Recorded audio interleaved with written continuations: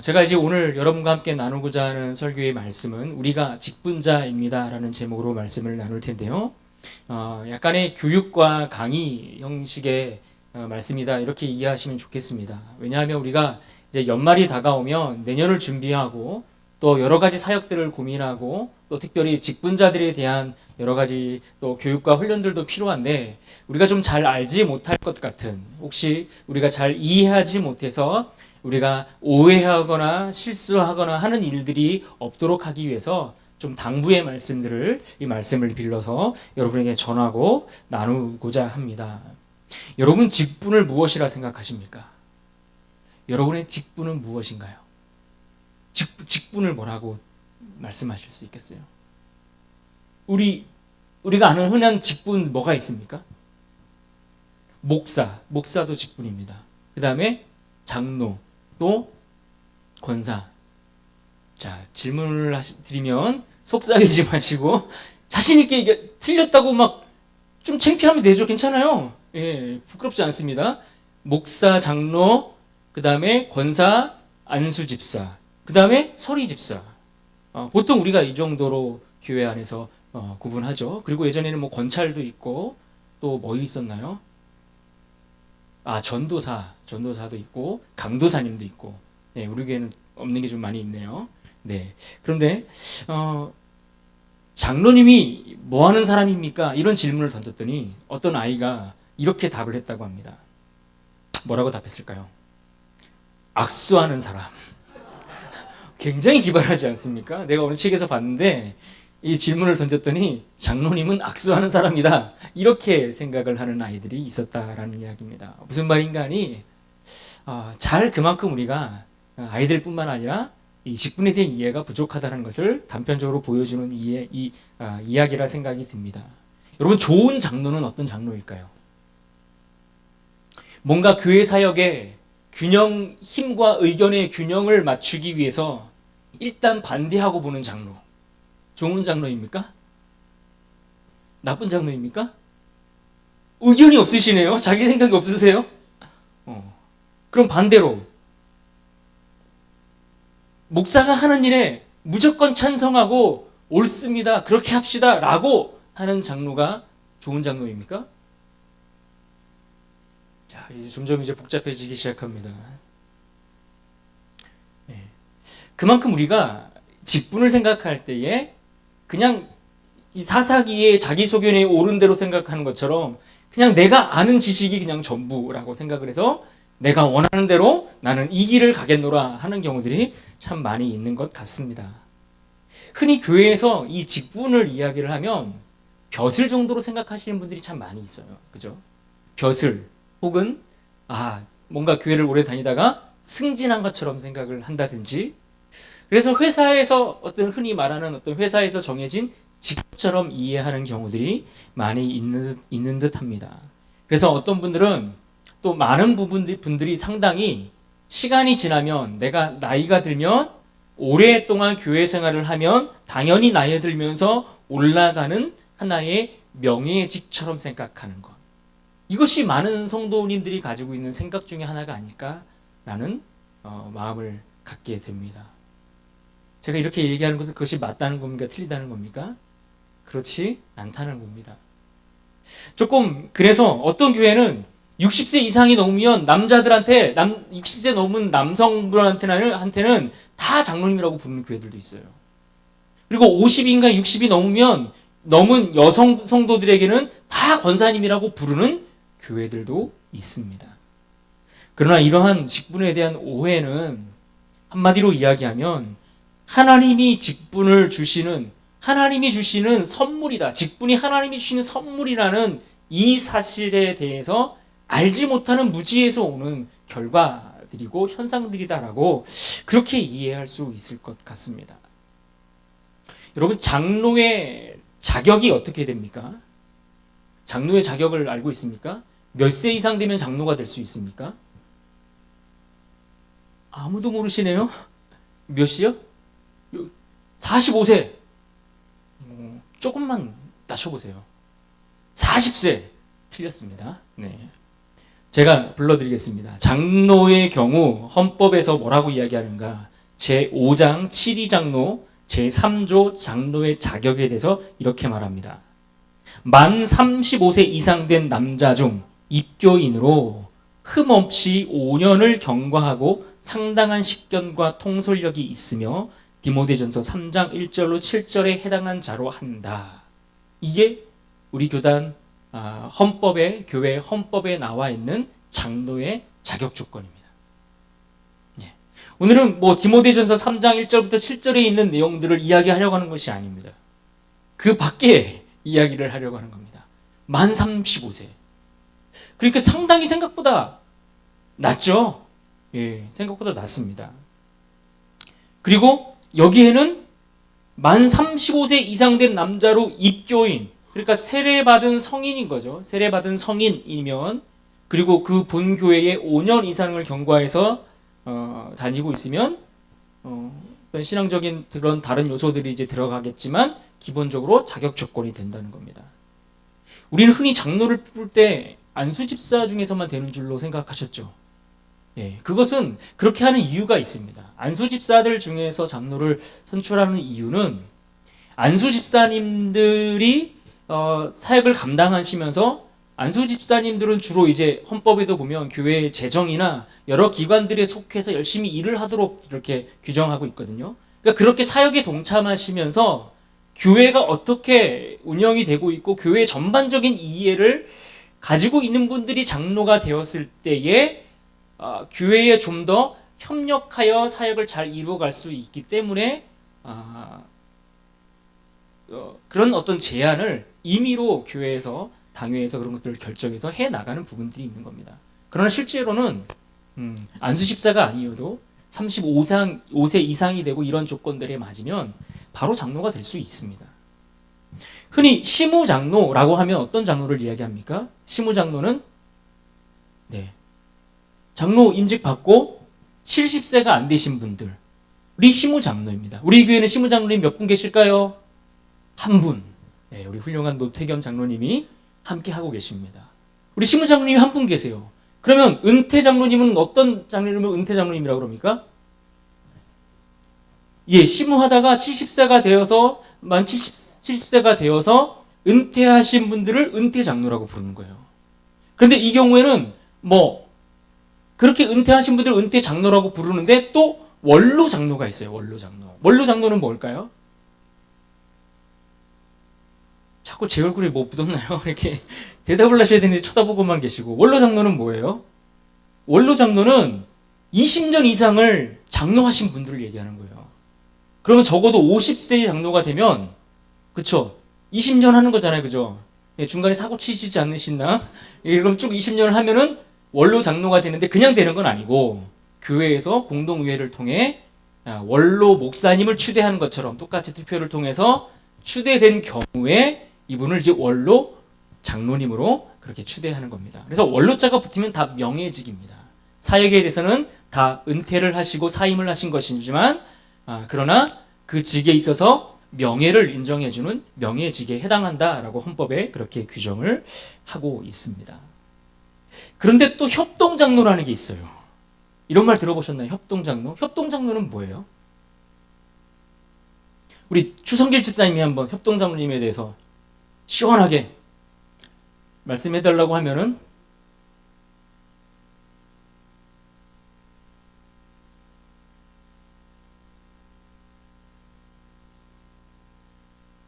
역시 훌륭하십니다. 집사님. 박수 한번 하는. 박수 칠 정도까지는 아닌 것 같지만, 정확히 말씀해 주셨어요. 일단, 다른 교회에서, 타 교회에서 인직을 받으셨는데, 어떤 개인적인 사정들이나 이유들 때문에 다른 교회로 와서 우리 교회에 등록을 했다 칩시다. 그러면 이분은, 시무장로가 아니고, 협동장로가 될 수 있습니다. 그러나 이 협동장로가 되려면, 당회에서 결의를 해서, 이분이 협동장로로 같이 사역하면 좋겠다라고 인정해서 세운 경우에, 그렇게 인정한 경우에 협동장로가 되는 겁니다. 그냥 우리 교회 등록했다고 다 협동장로가 되는 건 아니에요. 그래서 본교회에서 장로를 받고 교회를 떠나면 무임장로가 되는 거예요. 그러니까 직이 없어지는 거예요. 임직을 받은 교회를 떠나면 직이 없어지는 거예요. 그래서 무임 장로가 되는데 다른 교회를 등록했을 때 교회에서 그것을 인정해줬을 경우에 협동 장로가 되는 겁니다. 그런데 이 조건들은 다 지금까지 말한 조건들은 70세 미만일 경우입니다. 그러니까 70세 이상이 넘으면 뭐 타 교단에서 오든 사실은 그냥 다 무임 장로가 되는 거예요.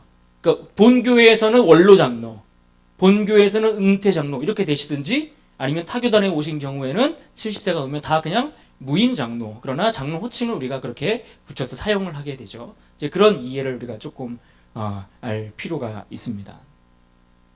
그런데 이 장로를 세우는 기준이요, 그냥 막 세울 수는 없어요. 35세가 된 사람들이 많다고 해서 투표해가지고 이번에 좀 많은데 한 10명 세웁시다 이렇게 해서 10명을 세우겠다고 해서 세울 수 있는 게 아니에요. 우리가 10명을 세우려면 10명을 세울 수 있도록 노회에 증원 신청을 해서 허락을 받아야 돼요. 노회가 매년 이제 1년에 2번씩 정기 농회를 하거든요. 그때 서류와 이것들을 올려서 청원을 요청해서 정치부나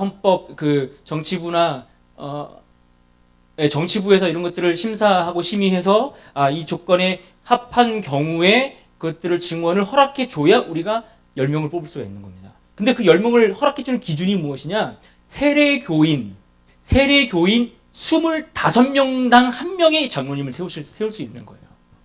그러니까 저희 교회 세례교인이 지금 여기 있는 분들 다 세례 받으셨죠? 여기 다 세례 받으셨잖아요? 그럼 여기 있는 인원들을 생각해서 한 25명, 50명이 되면 그러면은 25명에 지금 장로님 한 분 계시잖아요? 근데 50명이 된다? 그러면 한 명을 더 세울 수 있는 거예요. 그리고 75명까지 된다? 그러면 2명을 더 세우는 거예요. 한 명밖에 안 계시니까. 예. 그래서 다른 교회에서들도 은퇴하시는 장로님의 숫자에 맞춰서 보충해서 뽑아요. 예. 이제 그런 경우들이 많이 있죠. 그러니까 이 이야기를 가만히 생각해 보면, 그러니까 우리가 나이 든다고 다 장로로 세워드리고 싶다고 해서 장로로 세울 수 있는 게 가능하다, 불가능하다? 불가능하다는 거예요. 그럼 지금 우리가 이 집사님들, 이제 젊은 인재와 같은 우리 집사님들이 계시잖아요. 이분들을 다 장로로 세울 수 있느냐? 이게 현실적으로 불가능하다는 거예요. 법적으로 이게 하고 싶어도 안 된다는, 할 수 있는 방법은 있습니다. 빨리 부흥을 해서 이 자리를 채우면 그냥 하면 됩니다. 근데 이게 뭐 그렇지 않은 부분들이, 그러면 또 이제 또 다른 분들도 많이 들어오시면 또, 그러니까 인원이 많으나 적으나 장로님들을 현실적으로 다 세우는 거는 현실적으로 불가능하다라는 것을 우리가 조금 이해할 필요가 있습니다. 그러니까 이게 뭐 명예직이 될 수 없는 거죠. 그런 부분에 있어서.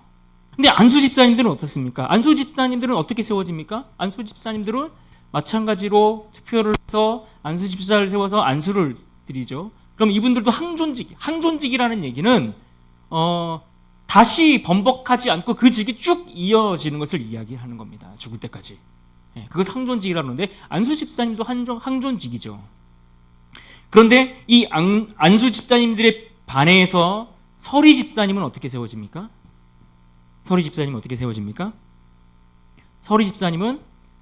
규정에 보면 이렇게 나와 있습니다. 남녀 서리 집사에 대해서 헌법에 보면 이렇게 나와 있습니다. 교회 혹은 목사나 당회가 신실한 남녀로 선정하여 집사 직무를 하게 하는 자니 그 임기는 1개년이다. 그러니까 집사님, 안수 집사님을 제외한 일반 서리 집사님들은 그래서 매년 12월이나 1월 초가 되면 교회의 주보나 별지를 통해서 서리 집사 명단에서 쭉 명단을 내서 공지해드리는 이유는 그렇게 매년 그렇게 새로 임명을 하는 거기 때문에 그래요. 그러니까 매년 임명을 받지 못하면 오늘은 집사였는데 내년에는 집사가 아니고 성도일 수 있는 거예요. 근데 이게 자연스러워야 되는데 우리는 한 번 집사가 되면 거의 항존직이죠. 서리 집사님도 거의 항존직처럼 우리가 그렇게 취급을 해요.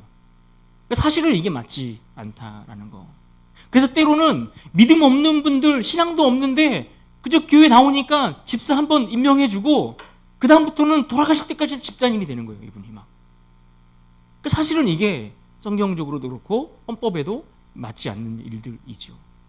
우리 교회도 와서 보면 교회를 안 나오시는 제가 와서 한 번도 못 뵌 분들도 있는데 직분은 집사로 되어 있어요. 그런 분들이 계세요. 그리고 1년에 한 번 혹은 2년에 한 번 나오시는 분도 있는데 그래도 그분도 집사라고 그냥 쭉 그렇게 임명하고 부르고 있어요. 이건 사실 맞지 않는 부분들이죠.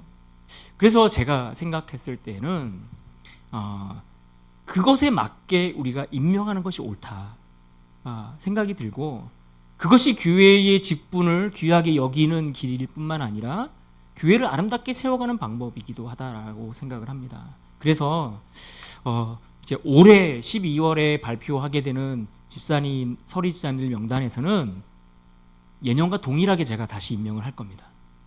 딱 올해까지만. 무슨 말인지 아시겠죠? 그러나 그 다음 제가 이제 부임해서 오자마자 제 마음대로 하기에는 너무나 죄송스러운 것도 있고, 천천히 우리가 체할까봐 호흡을 조금 늦었으면 좋겠는데, 그렇다고 뭐 대단하게 뭐 이렇게 막 다 잘라고 이게 아니라 그래도 교회 성실히 나오시고, 그리고 기본적으로 신앙생활을 하시는 분들, 그래도 적어도 자기 신앙의 고백이 있는 분들이 그래도 집사님들을 하시면 더 좋은 일들 아니겠습니까? 그래서 그런 부분들에 대해서 출석을 잘 못하고 계시는 분들, 이런저런 사정들에 의해서 교회를 떠나가 계신 분들에 대해서는 그런 임명에 대해서 조금 제한을 두는 것이 교회를 건강하게 세워가는 길이 아닐까, 그렇게 생각을 하고 그렇게 마음을 지금은 일단 마음을 먹고 있습니다. 마음이 약해지지 않아야 되는데, 그래서 올해까지는 저희가 해오던 대로 그렇게 맞춰서 해오던 대로 그렇게 진행해 나가도록 그렇게 하려고 합니다. 이 서리 집사는 보통 이게 서리 집사를 임명할 때에 최소 본 교회에 6개월 이상 출석하신 분들, 출석하신 세례 교인들 한해서 집사를 임명하려고 생각을 합니다. 그런 부분들을 조금 여러분들이 감안해서 이해해 주시면 될 것 같습니다. 그렇다면 권사는 어떻게 될까요? 권사는 정치, 헌법 정치 파트 제3장 교회 직원의 제3조 교회의 임시 직원에 보시면 제3번 권사에 대해서 이렇게 이야기합니다. 자격, 여신도 중 만 45세 이상 된 입교인으로 행위가 성경에 적합하고 교회의 모범이 되며 본 교회에서 충성되게 봉사하는 자. 그러니까 여성도들 같은 경우에는 만 45세 이상 된 분들 가운데 입교인, 그러니까 세례받은 성인을 이야기하는 겁니다. 인교인 아니고 입교인입니다. 입교인으로 그들 가운데 권사님으로 세우게 됩니다. 그런데 문제는 이제 우리가 이런 직분들에 대해서 기본적인 이해가 조금 부족하다 보면 오늘날 가장 문제가 되고 있는 것 중에 하나가 직분을 남발하는 일들이 많은 교회에서 벌어지고 있는 것이 현실입니다. 그런데 이 직분을 남발하다 보면 진짜 하나님이 주신 직분의 의미가 많이 퇴색되고 그 의미가 사라져서, 그러니까 너도 나도 그냥 그 직분을 가볍게 여기는 일들이 사실은 많이 나타나게 됩니다. 성경에서 말하는 이 직분의 의미는 어떤 의미가 있는가? 말씀 몇 군데를 보려고 하는데요. 사도행전 1장 20절을 보시면, 화면을 보고 여러분 같이 읽어주십시오. 화면에 사도행전 1장 20절에 이렇게 말합니다. 같이 읽어봅니다. 시작. 또 일러스되 그의 직분을 타인이 취하게 하소서 하였도다. 이 말씀을 머릿속에 잘 넣고 계십시오. 디모데전서 1장 12절 말씀도 봅니다. 같이 읽습니다. 시작. 나를 능하게 하신 그리스도 예수 우리 주께 내가 감사함은 나를 충성되이 여겨 내게 직분을 맡기심이니. 또 로마서 12장 4절도 보겠습니다. 함께 읽습니다. 시작. 우리가 한 몸에 많은 지체를 가졌으나 모든 지체가 같은 기능을 가진 것이 아니니. 여기서 말하는 같은 기능이라고 할 때 이 기능이라는 단어가 직분이라는 의미와 같은 의미를 사용하고 있는 단어입니다.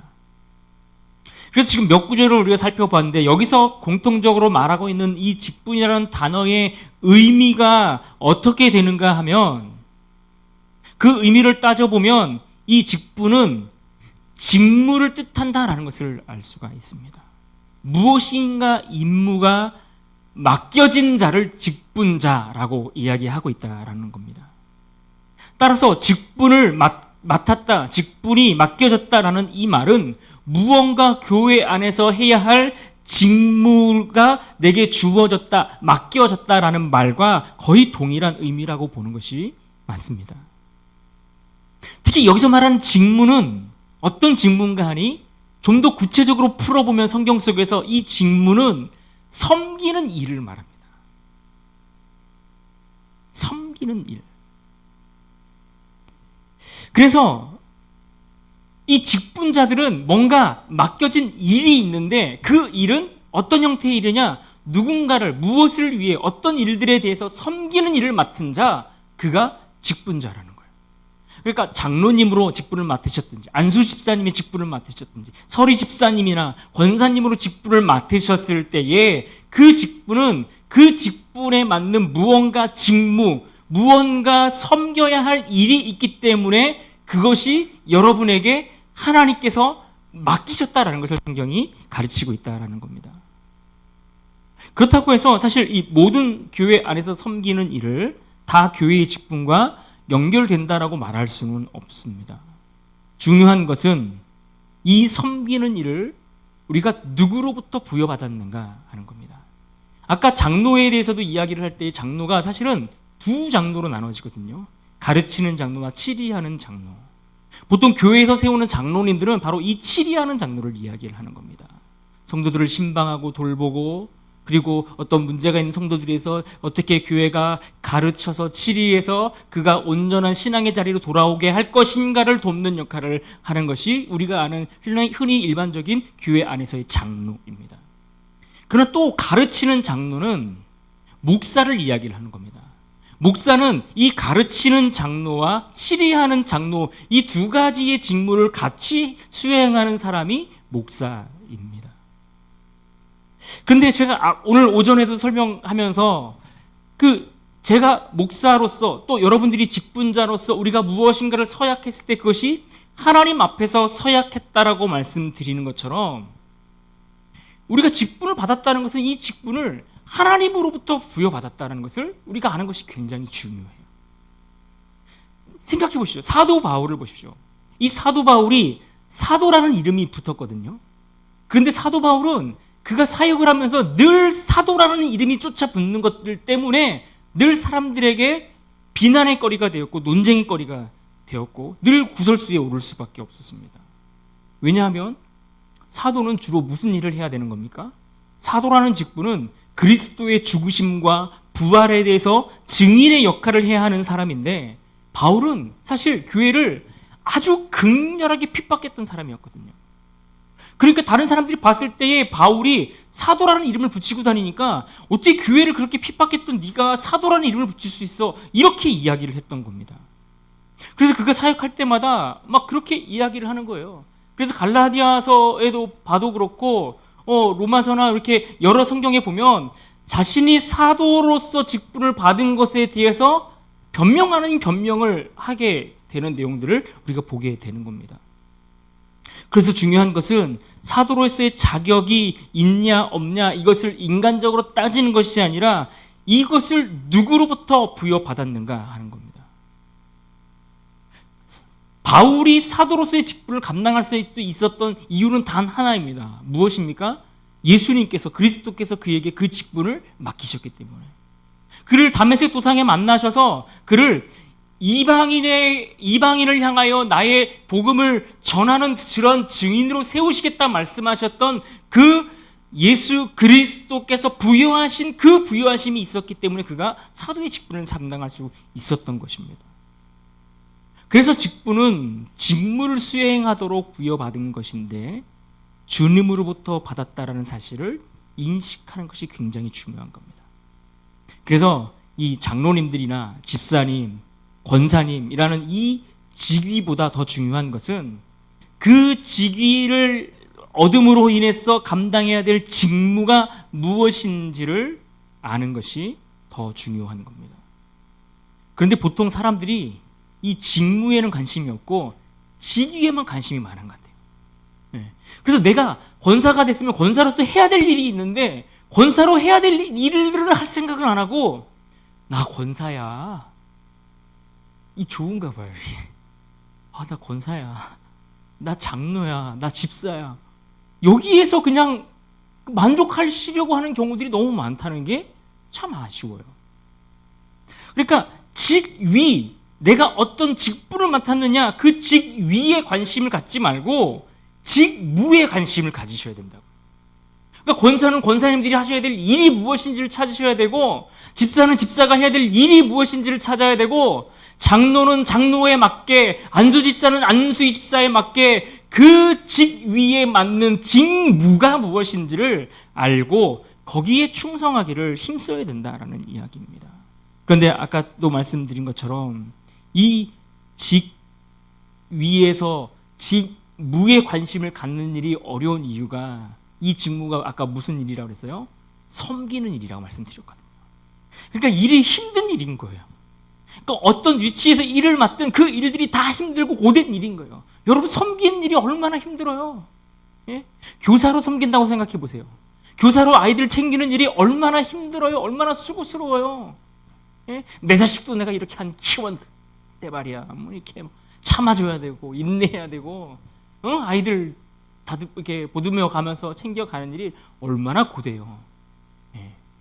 그러니까 섬긴다는 그 말 자체가 굉장히 힘들고 어려운 일이기 때문에 사실 직무에 충성하는 일이 쉽지 않다는 겁니다. 그러나 중요한 것은 교회가 바로 서기 위해서는 직분을 맡은 자들이 내게 맡겨진 직무가 무엇인지를 알고 그 섬기는 일에 충성을 다할 때 교회가 성장하고 부흥하는 것입니다. 이렇게 얘기하면 또 아멘을 아무도 안 하시잖아요. 보세요. 얼마나 부담되면 아멘을 아무도 안 하죠. 복 받으세요 여러분 또 아멘 하시는데 섬기라고 하면 또 이게 아멘이 잘 안 나오잖아요. 오늘 본문에도 마찬가지예요. 보세요. 초대교회가 급격히 성장하면서 어떤 일이 벌어졌는가? 말씀을 가르쳐야 될 사도가 말씀을 가르치는 일에 전무할 수 없게 되는 상황이 벌어진 거예요. 자꾸 구제하고 돕고 여러 가지 사역들을, 교회 사역들을 해 나가야 되는데 그런 일들이 자꾸 분산되다 보니까 정말 본질적인 복음 사역을 하는 일에 방해가 되고 어려운 일들이 생기니까 누구를 세운 거예요? 7 집사를 세운 거예요. 그래서 그 일들을 맡을 만한 자들을 세워서 직분을 세워서 직분을 주어서 그들로 하여금 그 일을 나눠서 하도록 했다는 거예요. 한마디로 교회에서 일하라고 세운 게 직분이라는 거예요. 쉽게 얘기하면. 그러니까 직분 받았다는 건 뭐 하는 거예요? 내가 교회에서 일하라고 직분 받았어. 이렇게 인식하셔야 된다고요. 그러니까 직분 받은 사람들은 내가 은퇴하기 전까지는, 은퇴하시고도 물론 계속해서 하실 수 있는 일들이 있지요. 그러나 적어도 최소한도로 은퇴하기 전까지는 내가 일을 해야 된다. 이 생각을 하셔야 된다고요. 일하지 않으면 어떻게 해야 됩니까? 제가 막 어떤 목사님들이랑 막 이렇게 이야기 나누면서 왜 직분을 맡았는데 성도들이 일을 안 할까요?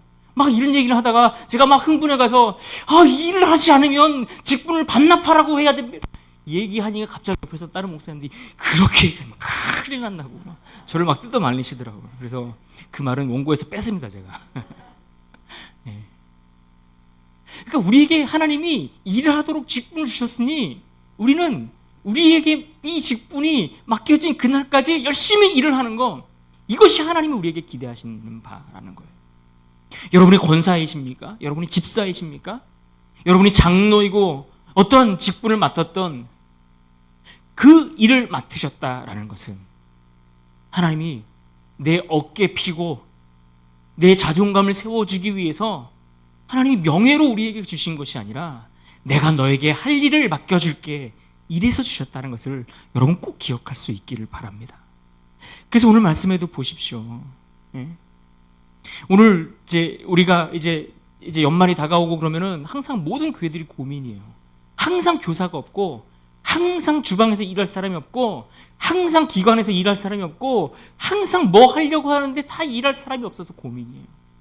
여러분, 그 큰 교회 가보세요. 사랑의 교회 같은데 가보세요. 수만 명이 모이는 교회 가도요, 어제 등록했다고 가면요, 바로 내일부터 교사하겠다 그러면 되게 좋아할걸요. 제가 실제로 그랬거든요. 제가 사랑의 교회 등록하고 그 다음 주부터 부서 내려가서 교사로 봉사했었어요. 그만큼 큰 교회도 교사가 없어요. 큰 교회나 작은 교회나 뭐 부서의 규모는 다르겠지만 섬길 사람은 늘 없다는 거예요. 교사만 그럴까요? 성가대나 찬양팀이나 기관들이나 일할 사람을 찾아보세요. 항상 없어요. 우리만 없는 게 아니에요. 모든 교회들이 그래요. 왜 이런 일들이 벌어질까요? 왜 이런 일들이 벌어질까요? 사실 직분을 맡았다는 것은 교회에 대한 일들을 감당하면서 교회의 재정이나 교회 살림에 대해서도 어느 정도 내가 책임감 있게 감당해야 된다는 의무가 주어지는 것이거든요. 그래서 재직회를 해서 우리가 재직회를 통해서 예산 보고도 하고 그리고 예산 심의도 하고 이런 것들을 해서 공동위에서 통과시키고 이렇게 절차를 밟아가지 않습니까? 그만큼 굉장히 중요한 책임들을 맡겨 있는데 실제로 큰 교회들을 보세요. 큰 교회들 재직회 하면 그 재직회에 참석하는 직분자들이 몇 분이나 될까요? 재직들이 몇 분이나 참석할까요? 몇 프로나 참석할까요? 아마 10%도 제대로 참석 안 할걸요. 그래서 원래는 이 재직회가 처음에는 재직회가 이렇게 뭐라고 하죠? 재직회가 성원이 되려면 거기에 이제 부합하는 몇 프로 이상이 뭐 출석해야 된다 이런 조항들이 있었거든요. 근데 교회들이 이것을 다 뺐어요. 왜요? 할 수가 없는 거예요. 안 나오니까. 직분은 받았는데 재직회 한다 그러면 아무도 안 나오는 거예요. 그래서 그냥 출석하는 사람들 수를 가지고서 모든 것들을 결정하도록 다 그렇게 법을 개정했습니다. 어쩔 수가 없어요. 이 교회를 할 수가 없으니까. 그러니까 사람들이 자꾸만 직위에만 관심이 있지 직무에 대한 일들을 감당하지 않으니까 이런 일들이 벌어지는 것 아니겠습니까? 우리 교회도 마찬가지일 겁니다. 올 한 해가 마무리되고 내년 새해를 맞을 때에 누가 일을 해야 될까요? 직분자들이 일해야 되는 겁니다. 권사님들은 집사님보다 더 많이 일하시면 더 좋겠어요. 어떤 직위에 대한 차등을 이야기하는 것이 아니라 그래도 권사님들이나 장로님들은 더 어른이시잖아요. 교회는 늘 어른이 필요하거든요. 그럼 어른들이 해주셔야 될 게 무엇입니까? 본을 보여주시는 겁니다. 교회는 어떻게 하는 건지 내가 적어도 70세까지는 너희들에게 보여주겠노라. 이런 마음으로 섬겨주시면 뒤에 있는 후배들도 보시면서 교회는 저렇게 하는 거구나. 이렇게 따라갈 수 있는 것 아니겠습니까? 오늘 말씀에도 보십시오. 그렇게 교회의 일꾼들을 세웠더니 그렇게 열심히 일했더니 오늘 본문 3절과 4절을 같이 한번 읽어볼까요? 3절과 4절입니다. 같이 읽겠습니다. 시작. 형제들아 너희 가운데서 성령과 지혜가 충만하여 칭찬받는 사람 7을 택하라. 우리가 이 일을 그들에게 맡기고 4절 우리는 오로지 기도하는 일과 말씀 사역에 힘쓰리라 하니. 이렇게 일꾼을 세워서 그렇게 사역을 나누어서 짐을 나누어 줬더니 어떤 결과가 벌어졌습니까? 7절입니다. 같이 읽습니다. 시작. 하나님의 말씀이 점점 왕성하여 예루살렘에 있는 제자의 수가 더 심히 많아지고 허다한 제사장의 무리도 이 도에 복종하니라. 아멘. 우리 교회는 이와 같은 교회가 될 수 있기를 바랍니다. 맡겨진 직분을 잘 감당해 주셔서 힘든 거 압니다. 애쓰시는 거 압니다. 정말 어떤 분들은 상황이 안 되고 환경이 안 되는데 애쓰시는 건 너무나 잘합니다. 너무나 잘합니다. 그러나 우리가 하나님 보시기에 우리가 할 수 있는 최선의 역할들을 감당해 주신다면 교회는 더 힘있게 내년 한 해도 하나님이 이끄시는 방향들로 나아갈 것입니다. 오늘도 두 성도님이 등록을 추가로 해주셨는데 얼마나 감사한지 몰라요. 오늘도 교육도 마치고 새가족부에서 교육까지 마쳤다고 연락을 이렇게 안내를 받았는데 한 사람 한 사람 교회 안에 성도가 늘어나고 또 그저 수적으로만 늘어나지 않고 우리가 질적으로도 내면이 더 단단해져야지 사람들이 누군가가 더 들어왔을 때에 교회가 그들을 감당할 수 있는 겁니다. 여러분이 맡겨진 직분들을 잘 감당할 때에 그럴 때의 교회가 새로운 가족들이 왔을 때 그들도 품을 수가 있는 겁니다. 그럼 여러분 나 하나쯤 이렇게 생각하지 마시고 부탁드리고 당부를 드리는 겁니다. 여러분 마음에 자원하는 마음으로 기뻐하는 마음으로 섬겨주시면 하나님이 기뻐하실 것이고 또 하나님이 여러분의 삶에도 또 필요한 은혜를 공급해 주시리라 믿습니다. 그 은혜를 우리 모두가 누릴 수 있게 될 길을 주님의 이름으로 축원합니다.